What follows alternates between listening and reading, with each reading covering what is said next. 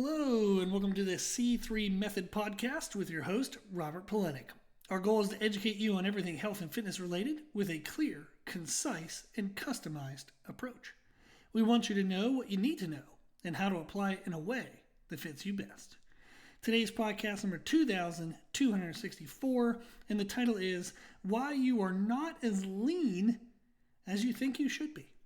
I want to share two client experiences, and then we can expand on that and learn from their lessons.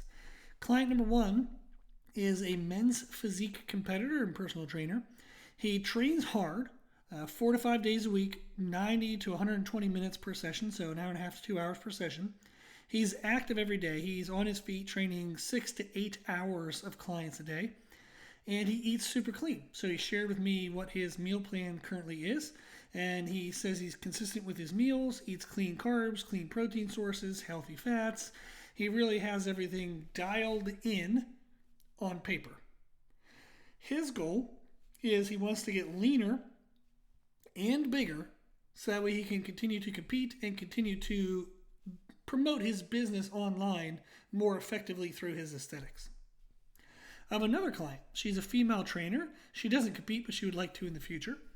She trains hard, 4 to 5 days a week. She's active. She teaches cardio and lightweight style group classes throughout the day. And her nutrition, she says, is good, quote unquote. She has a good plan, and she said that she follows it consistently. Now, for both of these clients, we started tracking everything, and there's the idea of what we say we do and what we think we do, and then there's the what do we actually do. When we got to the what do we actually do part, for the first client, they actually are super consistent in their training. They do not miss a day. They haven't missed a day in 2 months. Super consistent. Now, one caveat to it is they don't do much in their training. That's going to offend them. But we've already gone through this, and we've already made some adjustments. So they'll be slightly offended, but at least they know what I mean. They were doing about 4 to 6 exercises per workout.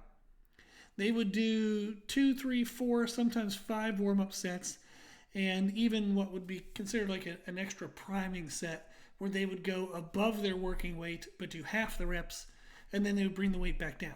So, for example, maybe they think they're going to do 100 pounds for 10 reps.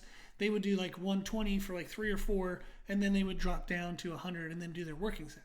So they were very meticulous with their warm-ups, and that consumed a lot of time, but those were all sub-maximal efforts, meaning they're not efforts that force the body to change, that create a stimulus for change. And then their working sets per exercise was 1. And then maybe they would do a second if they feel like they didn't optimize that first set. So for each exercise, they would do 3, 4, or 5 sub-maximal sets, find the perfect weight, and then they would do 1 perfect set. And then they would move on to another exercise. So spend more time changing equipment, changing setups, going back through the warm-ups. So their workouts were an hour and a half to 2 hours, but really they were only doing sometimes 5, 6, maybe at most 8 working sets in that whole time. And they would take long periods of rest, 3 to 5 minutes, because that's what they believed was best to optimize their performance for that one working set. So the concept of their training was supposed to be very minimalistic training, but unfortunately it was causing minimal progression. Their activity was actually very high. They're over 10,000 steps a day. That was definitely for sure consistent there. And then their nutrition, they're consistent, but they undereat and they mistimed their food. So they weigh 190 pounds, and again, he would like to be leaner but also bigger.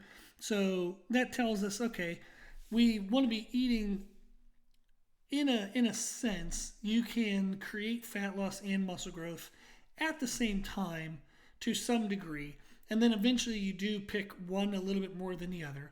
So in an off season, for somebody who competes in aesthetic sports, they might prioritize muscle growth and try to at least hold their body fat percentage, maybe let it creep up a little bit, but they don't want to just let go of that. They are going to be mindful of it. But they're also trying to maximize their muscle growth.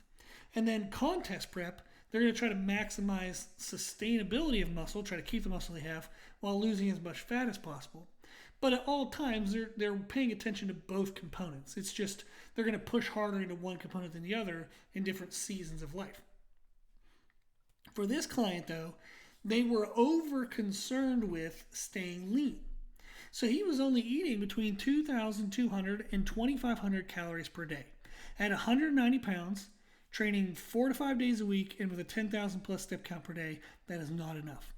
If we go to calculator.net, you can do a BMR calculator search, and it would tell you that, given his statistics, his BMR, which is just how many calories you need to be alive, to lay in bed with your eyes closed and do nothing, was around 1,950. Which means his maintenance calories for his activity level were around 3,000, which means his growth calories would be around 3,300 calories, and you could easily argue more. But that gives you an estimate that he is supposed to be around 3,300 calories to grow, but he's only eating 2,200. And that's because he was fearful of gaining body fat, which meant that he wasn't gaining muscle. But he was also so severely under eating below maintenance that his body wasn't efficiently losing fat either. So he was underfeeding muscle growth process, and he was underfeeding, actually, believe it or not, fat loss. His body was too stressed and too overworked to actually allow him to lose body fat. It saw body fat as extremely necessary due to how extremely insufficient he was eating, how much of a deficit he was eating. And he mistimed it. He didn't eat for the first 3 hours. He got up and then he did like a fasting morning because that way he could train clients and not have to worry about going to the bathroom. And it also just meant that he could sleep in closer to his first clients. He had a protein shake with fast carbs before his workout. He would work out, then have a protein shake with fast carbs after the workout. He would then train clients for hours and then have all of his calories at the end of the day. This was not optimizing his body composition. So that was what we saw when we started tracking what we do versus what we think we do. The second client, they said they trained 4 to 5 days a week. Not really. There was, in the last 6 weeks, there was only 2 weeks that they actually trained 4 days. The other ones, they've been training only 2 or 3 days, and it was due to family events and chaos, and, oh, well, this thing came up, then that thing came up. So they actually weren't as consistent with weight training as they thought they were. Were they consistent with their daily activity? Absolutely. They didn't really miss any classes that they taught, but their step count is actually only between 5,000 to 8,000 a day because when they were outside of classes, they didn't do anything. They just kind of sat on their butt and didn't do much. They're going to be grumpy again that I said that because in their mind they were doing stuff like they were driving their kids to this event and then doing this at this event, but every event was sitting. They were sitting while they drove their kids to the event, and then they were sitting while they were watching their kids do the event. It was just sitting. It was sitting, but just sitting in different places. Then their nutrition, not consistent at all. They had a plan, but they never actually really followed it. Sometimes they had breakfast, sometimes they didn't. Sometimes the breakfast was 600 calories, sometimes it was only 200. Same for lunch, same for dinner. Everything was just kind of, they had a plan of what they were doing, but they never actually executed that plan very consistently. So why these clients weren't as lean as they thought they should be was a lack of accuracy in what they should be doing and a lack of consistency in what they should be doing. This is often the case for most people.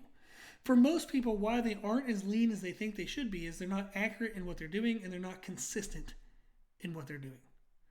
So this is what we want to focus on, the accuracy and the consistency. How can we do that? What adjustments should we make? How do we know we're doing the right stuff? And then how do we improve our consistency at doing that stuff? Accuracy, one of the way is you can use the calculator.net, the BMR calculator. It'll tell you what your baseline calories should be, and that's BMR. Then it tells you, based on your activity level, around what your maintenance calories should be. If you're wanting to lose body fat, you would eat a little bit under that. If you want to maintain performance but not gain too much weight or lose weight, you eat around maintenance. If you want to gain muscle tissue, you eat about 10% or more above maintenance. How to actually set that up, we do have a video on YouTube and in our Patreon service titled How to Set Up a Nutrition Program. You can go to our YouTube, and our YouTube is C3 Method. And then in that channel, if you go back a couple videos, or you can just search for it, search How to Set Up a Nutrition Program C3 Method. If you search for that on YouTube, you'll find the video. It's totally for free. It's about an hour long, so a little bit wordy.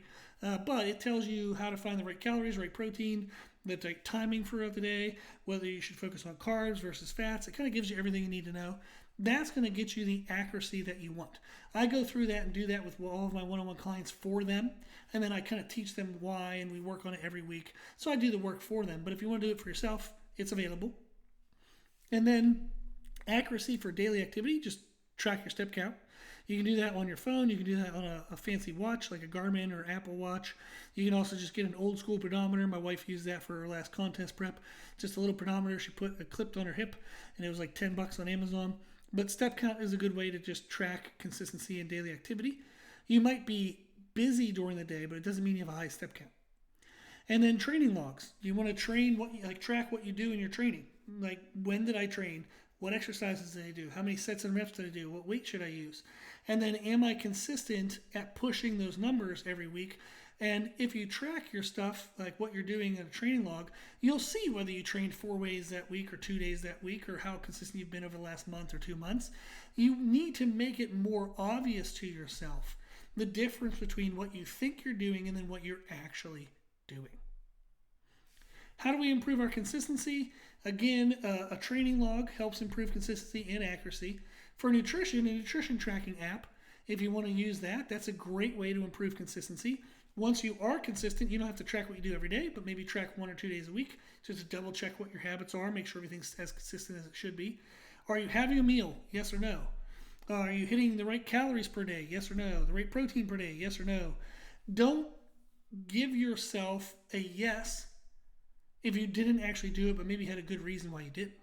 So, I would have hit my calories if I had dinner, but I was so crazy busy and I had to help my friend that day. So, I would have been fine if I would have done that, but I had to help them. So I'm going to consider that day a win. No. If you didn't hit your calories, regardless of whatever the hell the reason was, you didn't hit your calories. Your body doesn't give a shit why you do or don't do what you do or don't do. It just cares what you do. Your body can only react to what you do. What you intended to do means nothing. Nothing. It results in nothing. Nothing. Intentions get you nothing. What you actually do is what gets you whatever the hell the result of what you're actually doing. So, you can have all the best reasons in the world why you're not consistent with calories, protein, hydration, workouts, whatever. None of that means anything when it comes to, are you getting the results that you want to get? If you're not getting the results you want to get, all those excuses, all those reasons are things that you need to solve.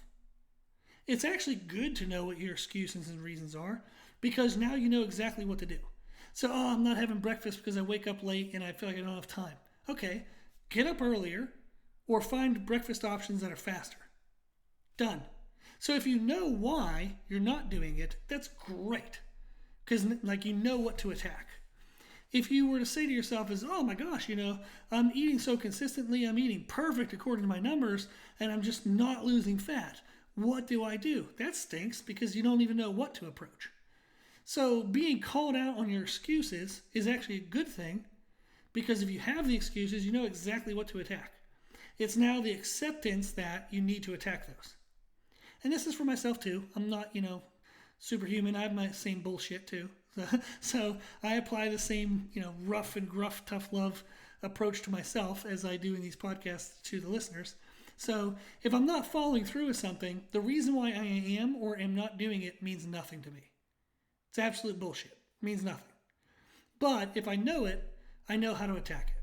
So if I had the goal to do 5 minutes of cardio every day and I didn't do it yesterday because I got up late and then, I needed to do this and this in the yard. Then we had an appointment.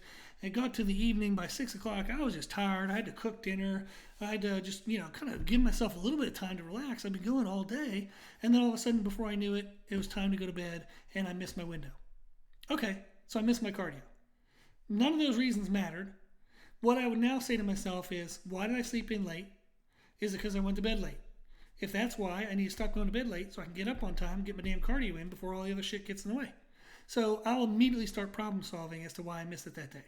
And then I'll tell myself hey, you set this goal for a reason. There was a reason why you wanted to do this goal, because you have an outcome that you want. If you do not do this goal, you will not get that outcome. You have to decide, is the outcome worth it? If it is, figure out how to get it in and quit your bullshit. If it's not worth it, and that's why you're putting it off and not following through, then don't tell yourself that you want that outcome, because apparently you don't. Set new goals, set new standards, or just be true to yourself and say it's not as important as I thought it was. Boom. Grr. I know that's mean and aggressive, but I think it's a good way to talk to yourself. Kind of call yourself on your shit, but also support yourself and help yourself through your shit. That kind of thing. But that's how I do it. And maybe that's not best for everybody. Probably not. I don't know. Probably wouldn't hurt. So if we want to improve consistency, tracking what we do for training and nutrition helps. And then data. Track your body weight, track photos, track the fit of clothes. The more that you know, the more you can know. So am I consistent with my food? I think so. Don't think, know so. If somebody asked you how many calories do you eat, you should know that answer. I eat between 1,600 and 2,000 every day.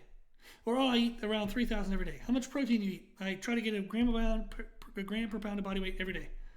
So you should know these numbers. How often did you train last month? Now, I think we went on a trip, 2 weeks ago. I missed one workout. But otherwise, I think I got everything in. So that's the idea, is we need to know these answers. We need to know what we're doing, not think we know what we're doing. We need to differentiate between what we plan to do versus what we actually do. So maybe I have a nutrition plan. That doesn't mean shit if I'm not actually doing it. So a plan on paper is worthless. A plan in action is what produces outcomes. So that's the big thing, is often why you're not as lean as you think you should be is we're either putting in really solid effort, but it's not accurate to what's actually going to produce the outcome we want. Or we have a good approach in mind, but we're not consistent with actually applying it. We're not consistent with executing it. So typically it comes down to those two things. We have to improve our accuracy and improve our consistency, and then we'll likely be as lean or as big or as strong or as whatever as we think we should be based on how we feel that we're putting forth an effort. So if you feel like you're putting more effort than what you're getting, I would track your consistency and your accuracy to what you're doing. And if you improve those elements, you're likely going to improve the end result. Awesome. Well, if you want any help with that, if I haven't scared you away, I do one-on-one coaching for people. It's either nutrition only or nutrition and training. You can reach out at our email, which is C3Method, and it's 3 spelled out, T-H-R-E-E, so C-T-H-R-E-E method @gmail.com. You can also go to our website, which is c3method.com. Learn more about our services there. We have our Patreon monthly service. You can sign up on Patreon. It's $25 a month. You get unlimited Q&A. I do weekly videos. You've probably seen them on the podcast. You can also find those on YouTube and on our Patreon channel. They're free to watch. You have to be a member to submit your questions. You also get nutrition education and training programs that are brand new every month. So you get monthly training programs, nutrition education, and unlimited Q&A for $25 a month. And then there's a couple other things we do for other people, other services that you can learn about on our website if you'd like to. Cool. Well, hopefully this was helpful. If you like the podcast, please share the podcast. The more people we share it with, the more people can help. If you like the information we share in the podcast, you can find more from us on our social media channels. You can find us and follow us on Instagram and YouTube under the name C3 Method. As always, I hope this was helpful, and thank you for listening.